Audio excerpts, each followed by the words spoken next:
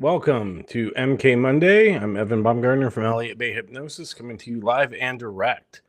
So, today we're going to talk a little bit about echo chambers, anxiety, and suggestibility. And basically, if the echo chambers that you encounter are causing you to feel more anxiety than you normally would. Um, as I just take a minute to make sure that this is public on Facebook. There we go. So, um, we all hear about how online everything is echo chamber after echo chamber, right? And this is absolutely true because of the algorithm.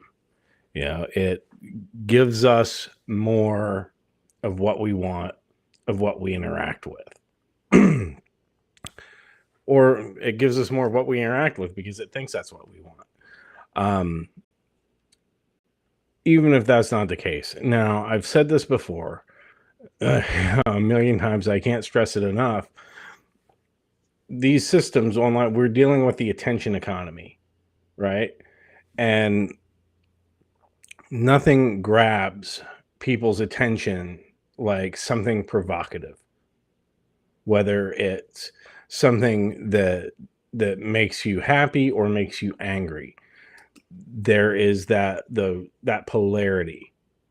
That is what grabs our attention, and especially online, it seems to be what makes us angry is what grabs the most attention.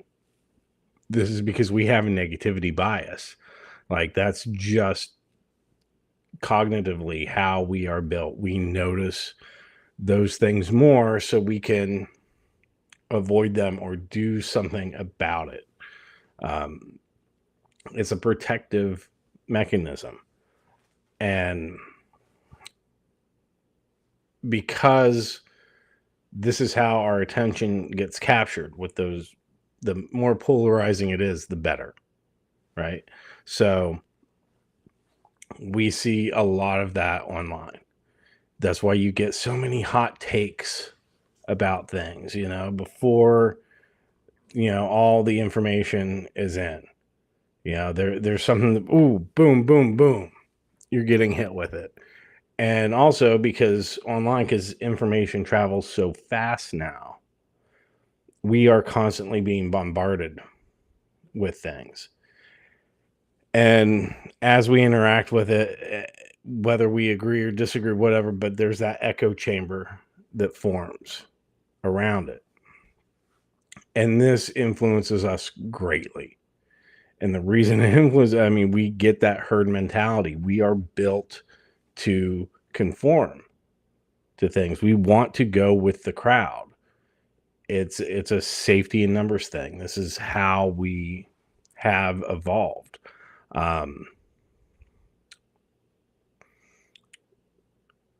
So when that happens, we are getting more of those responses. Now, I've already said, when we are in a heightened emotional state, whether that is a positive or a negative one, we become more suggestible, especially if that's happening rapidly without us having time to process. It's just boom. Oh, I'm angry. Oh, we'll do something. Boom. That's why you'll get ads served up on social media. And when they do, and they've done a lot of testing on this to see how we react to advertising depending on when it's served up and what our emotional state is in that time. So this is something that happens because we are hardwired for it. And because we're getting so bombarded with messages, like, that makes people more anxious. There's so much information coming in. What can we actually do with all of that? And it's really hard to figure out. Um, how do we account for our own biases? How do we recognize that that's happening? How do we know that that is where the anxiety is coming from? How do we know that our thoughts are our own? And we we need to maintain a certain amount of detachment from that and just not be reactive, but understanding that we have cognitive biases that cause us to feel these things, that cause us to react more when we are emotional, that cause us to become more suggestible when we are reactive emotionally to things. I think is incredibly important to understand, um, in order to identify that. And you see this with anxiety, like there's so much FOMO online, that fear of missing something, missing out. And people doom scroll. That's what it's called. They're afraid of missing something. Or they're looking for that next thing that's going to create that aroused state. And when I say aroused, it like I said, it could be either positive or negative. But it's looking for that hit. And it's not just dopamine. Yeah, it's different than that. Um, that's part of it. But how can we know that we're operating from the place of accuracy, right? Like I said, echo chambers. We all have biases. Yeah, there's nothing wrong with that. We're built that way, but we also need to recognize them.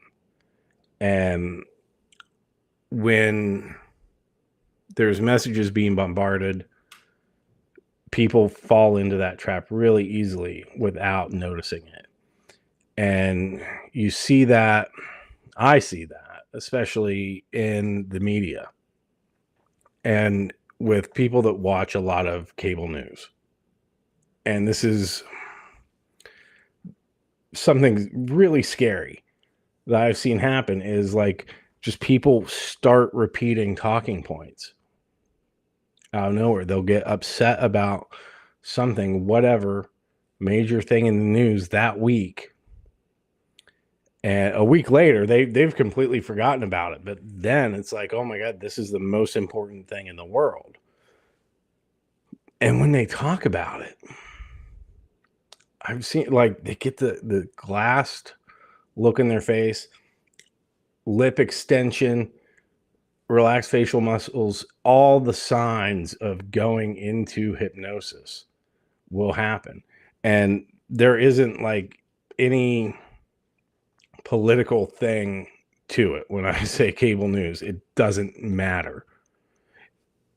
It's that repetitive information. The more you hear something, the more it goes into your mind, the more you believe it, whether it's true or not. Like a lie told 1,000 times becomes the truth kind of thing. And, I talk about this with goals is one of the things that really impresses our goals into our subconscious mind is repetition. That's how we get the idea in there. It responds to repetition and emotion. So if you're hearing something over and over with goals, with reaching our goals, we want to repeat that, but we want to feel good about it in our body because that gets our subconscious mind on board and it drives us towards where we want to go. In the case of, negativity in the news, I mean, it can have the same effect. But if you're hearing something, if you're being blasted with a message that upsets you, that triggers you in some way over and over again from every different angle, it's going to create that same response in your body. And then it goes in, and your subconscious mind is going to go, this is how I need to feel about this. And a lot of times that's not feeling good about things. It's feeling anxious. It's feeling terrified. Why? Because of, the um, because of our cognitive bias involved, the polarity of that. So when that happens, how do you think that that is going to affect your state? It's not going to be a good thing. It'll make us more anxious. Well, when that message comes in, be afraid of this. Be afraid, be afraid, be angry, be afraid, be angry, be afraid, over and over and over again. What do you think is going to happen when, especially when it becomes associated with a physiological state? We're going to become more anxious. We're going to become more afraid of things. We're going to be more upset. We're going to lose emotional resilience to stuff that is just everyday annoyances, right? If they're even previously ranked as an annoyance, something that we never think about. So the media in these echo chambers, especially when it's in a negative light, something that makes us feel negative, can create anxiety in us, because anxiety is that fight, flight, freeze response, right? If something's upsetting, what do I do? Am I going to run from it? Am I going to fight it? Do I need to just freeze? So if our emotional state is being manipulated into that area, then we freeze up. We're looking for that. What do I do? And I think this is something that contributed to a lot of COVID anxiety that people still suffer from. Even though it's over, we're getting ready for a new round of it, right? Like all of a sudden there's things in the media, and I'm seeing people getting more anxious again when they haven't been, or they were just coming out of it, and now they're afraid of it again, like it's 2020 all over again. And I mean, not quite that bad, because we know more now what we're dealing with, but still, it's something that's happening. And that's what I really want people to be aware of, is where our anxiety is coming from and how we're reactive to it, because we are not our thoughts. We are not the feelings that these emotions bring up in our body. We have control. We have choice over how we're reactive to those. But the first thing is we have to accept that it's happening, accept that we feel that, and become comfortable experiencing that discomfort, and then letting go of it, so we can then make choices that aren't just knee-jerk emotional reactions, that actually serve us in how we want to live our lives. But it can be very hard to recognize that how much these messages in the news and on TV, in social media, can have such an impact on us, because it's so subtle. It's very subtle, but over a long enough period of time, when that message is repeated enough, it will go into the subconscious. It just has to associate the emotional state with it. And, um, you know, there is a level of propaganda. I mean, that's what propaganda is actually really designed to do, right?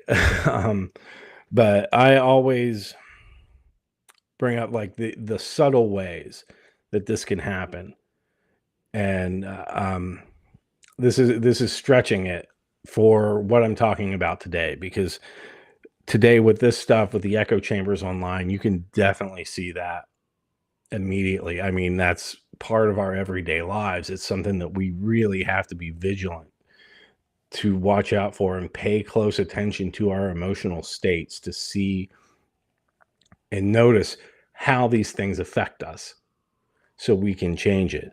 But Ghostbusters, this is a great example. Now, in this era of movies, I'm going to do a longer video of this, scripted out, or really break this down a lot more.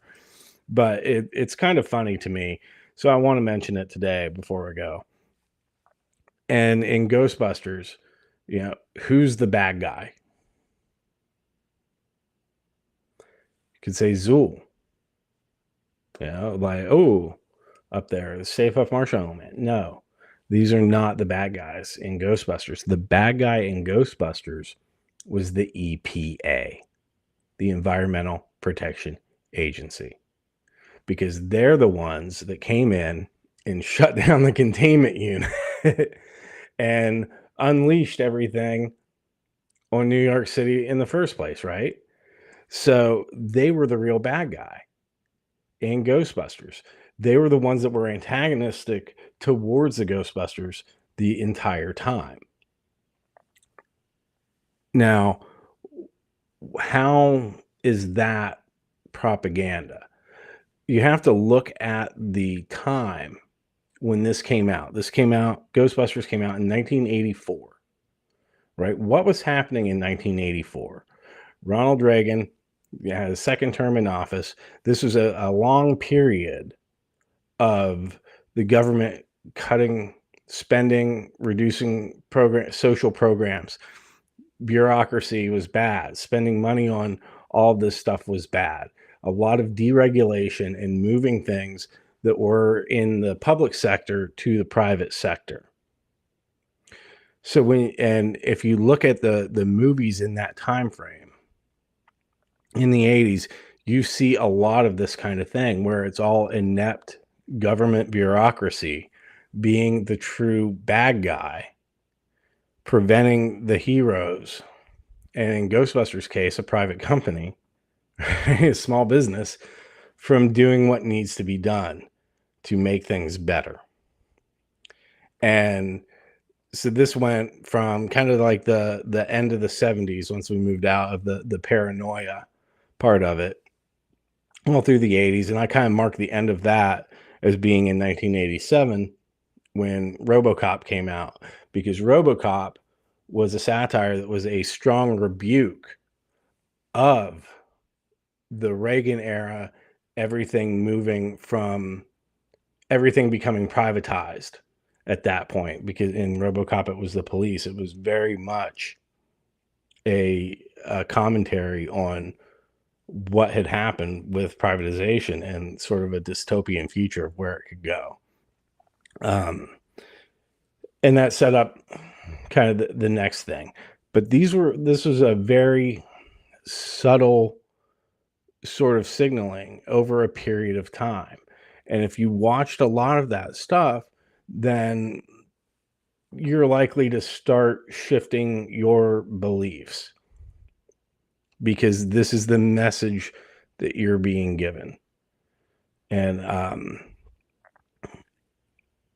it's subtle, but you have to think it's not just one thing. You're not going to watch Ghostbusters and suddenly hate government agencies, right? Or think that the EPA needs to be disbanded. That's not what it's about. It's just one little paper cut, and then another, and then another, and then another, and then another.